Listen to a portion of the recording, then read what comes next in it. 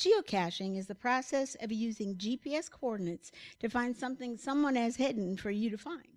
You verify that you've found the treasure by signing a log of some type that's included in the geocache. This is my daughter finding her 100th geocache down near Brainerd last October. You can find these geocaches at geocaching.com on the website. You just type in the zip code of the area you're interested in, and a map showing the geocaches will be generated. Instead of loading every coordinate into your GPS by hand, you can download the whole search using the computer. You can also register your finds on this site. What really changed geocaching was the advent of the smartphone. Using this geocaching app, you can find what caches are around you right where you are. You can see how difficult each one is. You can see the last time it was found and you can read what others have said about it. When you find it, you can instantly send your notice of your find and your comments to geocaching.com. Basically, all you need to geocache is your cell phone and a pen. But if you live where you can't always get cell phone reception, you will need a GPS unit. I suggest use eBay. This geocaching kit that you see here is one my brother gave me that includes pens, extra batteries, replacement logs, a rearview mirror tag you can leave in your window. There are lots of different kinds of geocaches. The top picture shows samples of traditional cache. A geocaching event is something counted as a geocache. A multi-cache has a few stages to it, and a puzzle cache you can have to solve a puzzle to find it. An earth cache is a geological site, and you have to answer questions to prove that you were there. Bugs are tags that are registered with geocaching.com. When you find one in a cache, you remove it and take it to another cache. You can follow the bug's progress online, where the bug will have its own page complete with a map showing where it's been. Sometimes you're asked to do things like take a picture of the bug with teddy bears or a barbecue place. Geocoins are like bugs in that they are trackable, but they aren't as common as regular bugs, and they tend to disappear. They are often made to commemorate a special event like geocaching accomplishment or an unusual date like 12/12/12. That dragon one in the middle there is one that I found here in Bemidji, and it had come from Japan. Swag is a term for those little kitschy things kids like to collect. The swag rule is if you take something, leave something. My granddaughter, along with many other children I've met, thinks that the swag is the best part of geocaching. Geocaching is definitely a family-oriented hobby, and all events are kid-friendly. You probably already caught on that there's some special terminology involved here. TFTC is thanks for the cache, and it's often the first initials on any note you add when you report finding a cache. FTF is first to find. TNLNSL is took nothing, left nothing. CITO is trash in, trash out. Got it all? It's amazing how creative some geocachers can get. Here's a geocache on the side of the road that you might not recognize at first. The hint was that the opening was blocked off. I had to remove the perch to make the bottom fall down to access the cache. Cool, huh?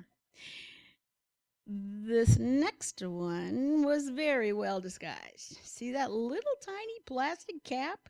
You open that and there's a little tiny piece of paper for you to unroll and add your geocaching name and the date. I knew I was in the right place, and it had just been found recently, so I didn't give up. What a fun find when I finally found it. Here are two that are a bit unusual. The first sure looks like it belongs there, but the cache is the top section that looks like a small electrical box. The dove with a layer of snow on her back was kind of a dead giveaway, and that cache was actually inside the bird. It would be a lot more difficult to spot in the summer when the tree is filled with leaves. Can you spot the geocache in the tree on your left? It's hanging up the tree. It was about 20 feet above my head. It's my favorite cache of all time, and I'm not going to tell you how I got it down. But it was something ingenious that the owner had rigged up. The geocache on the right was being guarded by a friendly tree frog. A matchstick holder like that one is a very common geocache container. People do geocache year-round when it's not 40 below zero. The apple here was pretty easy to spot in the winter, but the magnet in the drain wasn't nearly as apparent.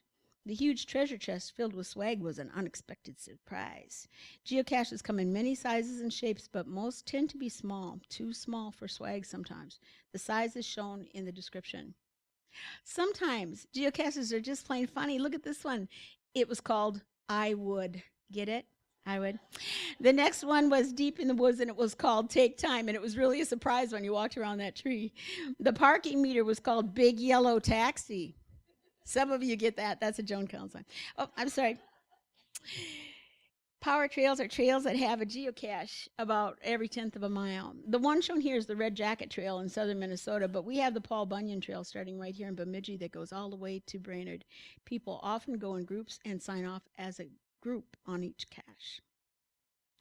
There's also something called GeoArt. This is a series of geocaches that make a design. The one on your left is around Area 51 in Nevada.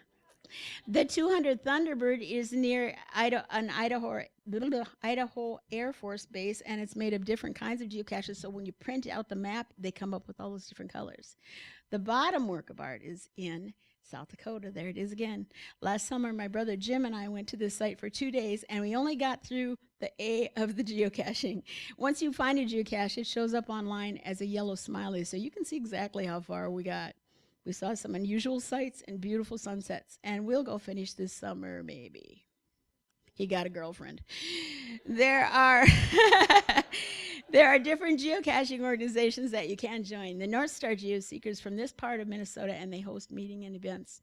At an event, you get to look for lots of new geocaches that haven't been posted yet, and you meet lots of friendly people, and we have really good food. We also do things like clean ditches to make a contribution to the communities. There's so much more. You can also put out your own geocaches, and they're the coolest bugs. Some of them look like Lego men, and there's geocaching trips you can take and tours you can go on, and it's not very expensive to do.